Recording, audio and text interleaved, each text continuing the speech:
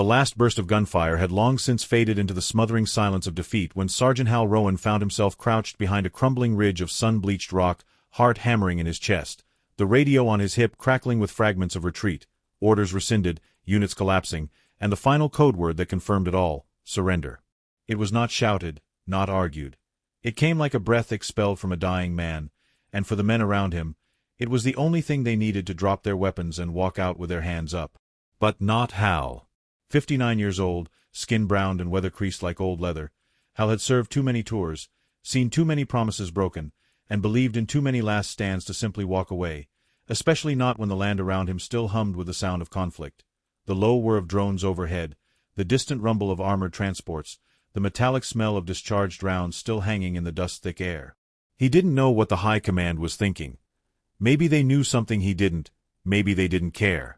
All Hal knew was that walking out there empty-handed was a death sentence or worse, and he hadn't made it through 2 decades of hard living, an oil field fire in Basra, and the bloody sieges in the north just to be strung up or paraded on some rebel broadcast.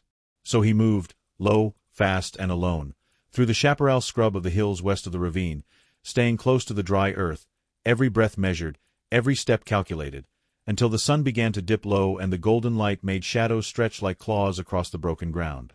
He passed what was left of his unit's forward camp, now stripped bare, tents torn down, comms gear gone, papers burned or scattered, and all around it the echo of footfalls that weren't friendly, the clipped syllables of a language he didn't speak but had learned to understand by tone alone, aggressive, tense, sweeping. They were searching. They knew someone was left behind. He couldn't make it to the old drainage tunnels, already too exposed, and the bunker line had collapsed 3 days ago in a mortar strike, so Hal did the only thing that made sense to a man who'd spent half his life surviving places that were supposed to kill him. He climbed. The tree wasn't much to look at, gnarled, weathered, split in 2 places by lightning years before, but it stood near the edge of a low ridge overlooking the valley, tall enough to give sight lines, and thick enough with dried foliage and twisting branches to hide in if you knew how to make yourself small. Hal had grown up on a farm outside Junction, Texas, and spent most of his youth in trees hunting squirrels or escaping chores, and muscle memory returned like an old friend. He climbed slow, ignoring the creak in his knees and the throb in his shoulder from an old injury, until he found a place just below the highest fork where he could wedge himself between 2 branches, rifle across his chest, face wrapped in a scrap of netting for cover. And then he waited. The hours stretched like wire, tight and unbending. Beneath him, the enemy moved. He counted at least 7 patrols through the scrub below, boots crunching dry leaves, voices rising and falling, searchlights sweeping in wide arcs that never reached the tree canopy. Twice, one of them stopped near the base, lighting a cigarette and glancing up, and Hal's breath turned to stone in his chest as he locked every muscle in place, praying to whatever ghosts still listened that the flicker of movement or the drip of sweat wouldn't betray him. But they moved on. Flies buzzed around his ears, and the sun seared the top of his skull, then vanished, replaced by cool dusk and the howl of distant dogs, but still he didn't move. Hunger gnawed at his gut. Thirst cracked his throat. But every minute he stayed still, every moment he remained undetected, brought him closer to understanding. Because from his perch, Hal saw something, more than just patrols or guards or prisoners dragged in through the back gate of the ruined outpost below. He saw patterns. He watched them move equipment, cases marked with symbols, not standard issue. He saw them unload crates not from supply trucks, but from unmarked civilian convoys. He saw how the men gave way when one particular officer walked the perimeter, and how the dogs always circled once, but never twice. There was a rhythm to their chaos, and Hal had spent a life watching the world fall apart in predictable ways.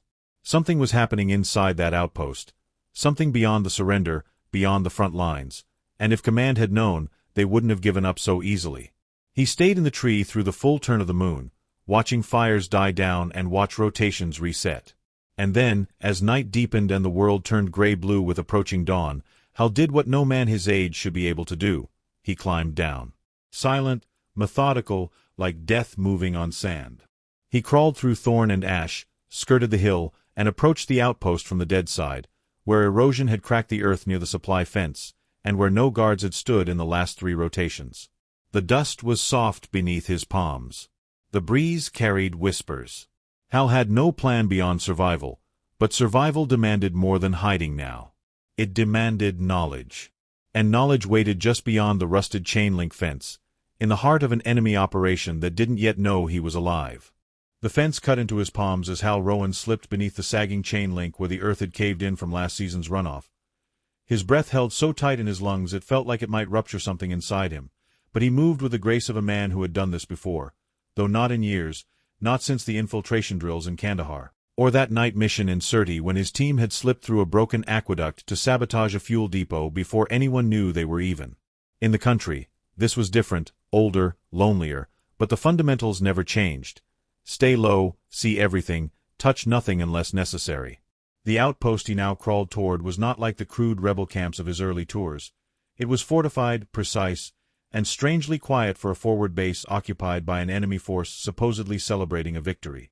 Hal made his way along the foundation of a half-collapsed barracks building, crouching in the ruins of a laundry area with lines still strung up, rags of uniforms swaying in the dawn breeze, listening. He waited until the next patrol passed, a trio of enemy soldiers, weapons slung low, laughing about something in their guttural dialect, and then moved again, angling toward what he had begun calling the core. The cluster of tents, prefab sheds, and communications gear that centered around a small bunker half-covered with canvas and sandbags. It wasn't just a command post. He'd watched them carry containers in there at night, always at night, guarded more heavily than anything else in the compound. If there was intelligence to be found, about troop movements, command structure, or whatever special operation they were hiding, this was it. Hal circled until he found a drainage trench that led behind the bunker, half covered in scrap metal and wire netting, and crawled into the narrow gap, letting spiders and dust cake over him until his face was inches from the concrete wall of the structure. A vent hummed above, faintly emitting warmth and muffled voices. 2, maybe 3 men inside. He couldn't hear the words clearly, but the cadence and repetition told him they were on a secure call, maybe uplinking to a satellite or a relay drone. He needed to get inside, but there was no way in without being seen. He needed a diversion. That's when he remembered the drone husk, a wrecked recon model he'd seen on his first night in the tree, half buried near the north perimeter. If the battery was intact, it might still spark. Hal backed out of the trench and took the long way around, circling through the burned-out vehicles and supply crates until he found the drone. Charred, wings snapped, but the power core light still blinked faintly under a panel. He stripped the casing with his blade, bypassed the kill switch, and created a crude ignition trigger with one of the flare tips he always kept taped to the underside of his belt. One spark would be enough. He placed the device beneath a stack of gas canisters by the mess tent, as far from the bunker as possible, then waited for the wind to shift before lighting the fuse and vanishing behind the supply depot. When the explosion came, it was bright and chaotic and loud enough to scatter every guard toward the wrong end of the camp. Smoke spiraled into the sky. Shouting erupted. A siren wailed. And in that confusion, Hal slipped into the bunker. The interior was darker than expected. Cool concrete, 2 consoles, 3 chairs, and 1 man left behind in a panic, shouting into a headset in a language Hal still only half understood. Before the man could react, Hal struck him in the throat with the butt of his rifle, dropping him silently, catching the headset as it clattered. He dragged the body behind a crate, wedged a filing cabinet under the door latch to buy time, and turned to the monitors. Most were dead feeds. But one, screen 4, showed a live transmission. Not of their side. Of his. Hal watched with growing horror as he realized the enemy had full visual recon on a newly redeployed unit. His unit, maybe even reinforcements, moving south along a riverbed, unaware they were being tracked. They weren't planning to hold this outpost, they were planning an ambush. Coordinates were scrolling across the screen, along with what looked like intercepted comms. Hal didn't have the tools to download anything, but he had something better, his memory. 47 sets of coordinates. He whispered them under his breath, again and again, burning them into his mind, tying each to the visual markers he saw: bridge, water tower, red rock formation. He pulled the map from the wall, folded it once, and tucked it into his vest. Then, just as he turned to leave, he heard voices outside. The guards were returning. 2 of them, close, angry, and confused. Hal shut off the console, dragged the unconscious man back into the open, and fired 2 shots from his weapon into the ceiling to make it look like a last stand. Then he slid into the vent crawlspace and climbed, crab-like, up into the maintenance shaft, closing the panel behind him just as the door burst open. He held his breath while boots stomped below. Shouting. Panic. They thought their man had fired on someone. One of them swore. The other radioed for backup. But Hal was already gone, moving through the hollow space above the ceiling, shimmying out a duct, and dropping into the shadows behind the sanitation unit. Smoke still hung in the air. The fire hadn't fully gone out. That helped. He retraced his steps to the breach in the fence, crawled through it, and vanished into the ravine, half sliding, half falling until he was a mile from the base and the first light of dawn began to break across the hills. His hands bled. His shoulder throbbed. But he had the map. He had the coordinates. And he had a direction. There was an old rail tunnel 8 kilometers east, supposedly collapsed years ago, but Hal knew better. It had been a backup supply route in a previous campaign, and if the tracks were still clear, it would take him past the forward line and behind friendly positions. He'd make it there by nightfall if he kept moving. He couldn't afford rest. Every minute mattered. He moved through dry creeks, thorn-choked valleys, and burned clearings where shell impacts had scorched the earth. He drank from puddles. Ate nothing. Kept the map wrapped in oilcloth inside his vest. By the time the sun was high, his boots were splitting, and he had to tie the left one with cord stripped from his belt. He saw drones twice, one circling high, the other nearer, but neither spotted him. The terrain helped. So did the silence. The enemy didn't expect a man his age to be moving this fast, this quiet, this far behind their lines. That was their mistake. Hal knew from experience that underestimation was the most dangerous kind of confidence. He made it to the tunnel mouth just as the sky began to fade from gold to orange. It was half buried in rock, but he cleared it with a crowbar salvaged from a downed generator in the hills. Inside, the darkness wrapped around him like an old coat. But he was used to that. He moved forward, map pressed to his chest, ready for the next step. He had to get back. He had to warn them. They had no idea what was coming. The air inside the rail tunnel was cold and metallic, stale with the breath of the forgotten, and as Hal Rowan inched forward through the shadows, his boots scraping softly against rusted tracks and broken stones, his mind clung to the coordinates like scripture, repeating them in silence, matching each to a face, a position, a consequence if he failed. Every step forward was a second stolen from the ambush unfolding across hills his comrades believed were still safe.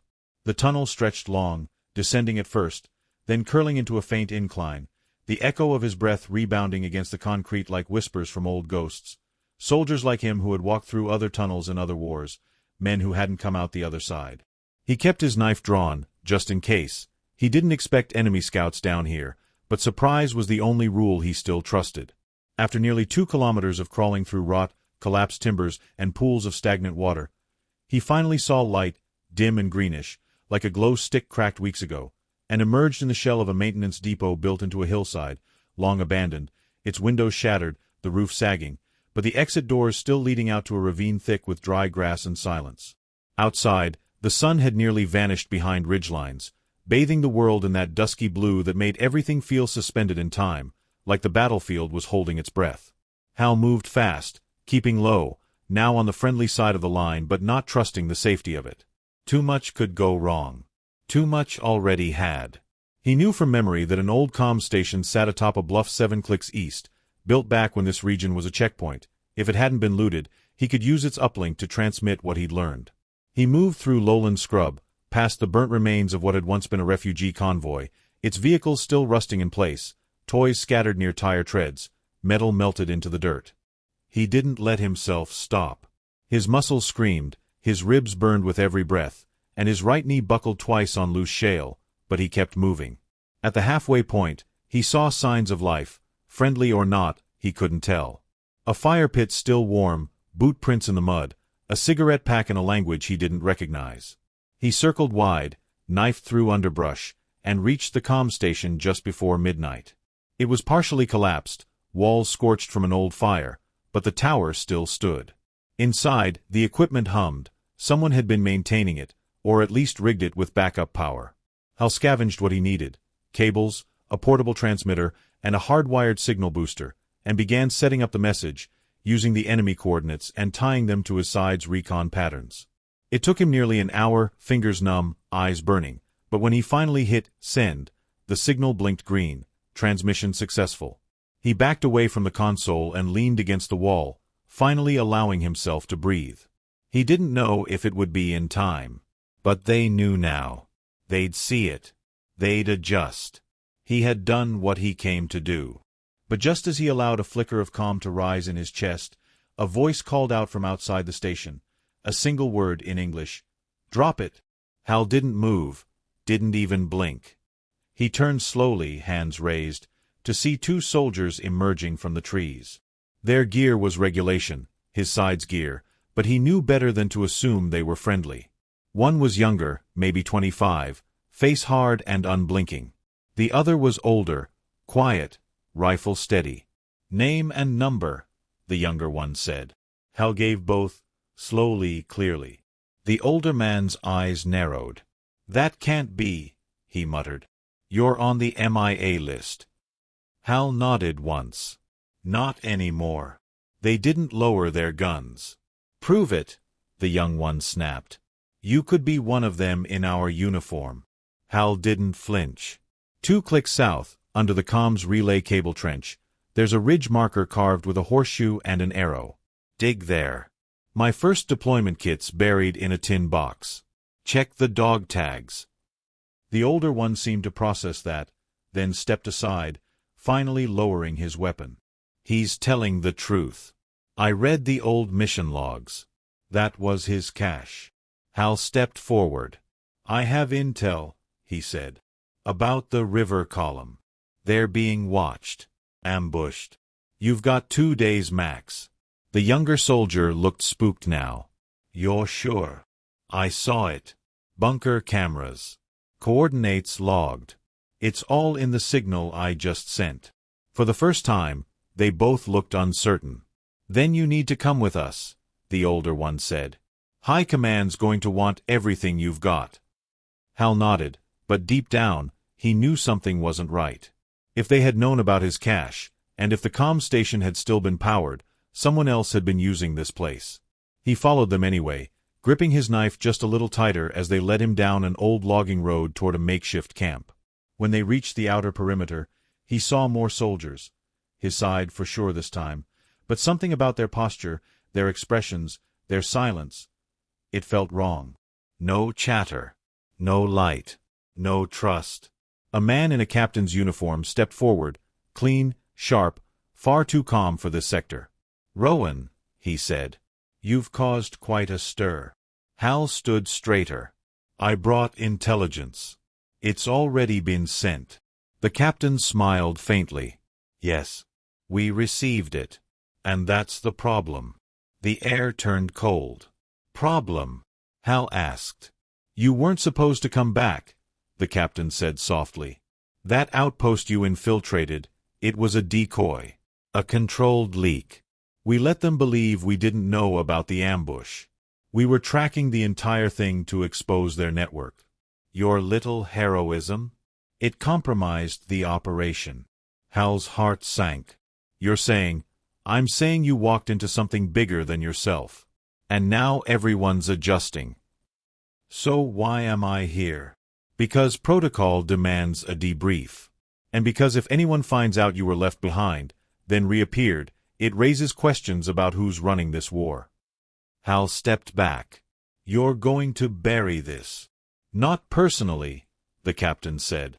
"But yes." Hal's mind raced. He hadn't come this far to be erased. He took one step forward, then another, calculating, listening to the distant hiss of a radio, the way the guards' rifles shifted with their weight. Then, without warning, he bolted, down the side path, through the scrub, ignoring the shouts, the warnings, the crack of gunfire that followed. He didn't stop until he hit the stream bed half a mile out, his breath ragged, blood streaking his shoulder from a grazing shot. He kept moving, deeper into the dark, because if the truth was too dangerous for command, then maybe it belonged to someone else, someone who still believed in what he used to believe in. The war had changed. The sides were no longer as clear as uniforms. And Hal Rowan was no longer just a soldier. He was a witness. And he was not going to disappear again.